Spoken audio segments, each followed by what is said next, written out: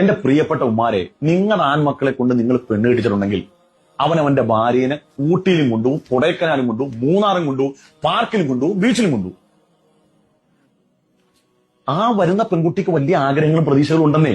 24 മണിക്കൂറും ഈ തുണിയെരുമ്പുക, അടുക്കള കിടന്ന് പണിയെടുക്കുക, ഇത് മാത്രമാണ്. എന്താ ഇവർ പോലെ അടിമകൾ വല്ലതാണ്?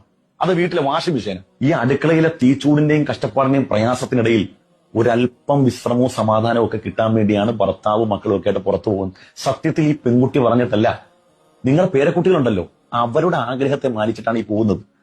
കാരണം അവരുടെ കൂട്ടുകാരികളും ഒക്കെ ആയ അവരുടെ സൗഹൃദ വലയത്തിലുള്ളവരൊക്കെ പുറത്തു പോവുകയും വാപ്പമ്മമാരെയൊക്കെ ആയിട്ട് കളിച്ചിരിയും, അവര് പാർക്കിലും ബീച്ചിലും ഒക്കെ പോയി, അതുപോലെ തന്നെ അവര് സ്വിമ്മിംഗ് പൂളിലൊക്കെ കുളിക്കുന്നതൊക്കെ അവര് ഫോട്ടോ ഒക്കെ എടുത്ത് സ്റ്റാറ്റസ് ഇടുമ്പോൾ നമ്മുടെ മക്കൾക്കൊക്കെ ആഗ്രഹം ഉണ്ടാവും, നമ്മുടെ ചെറുകിടാങ്ങൾക്ക് ആഗ്രഹം ഉണ്ടാവും.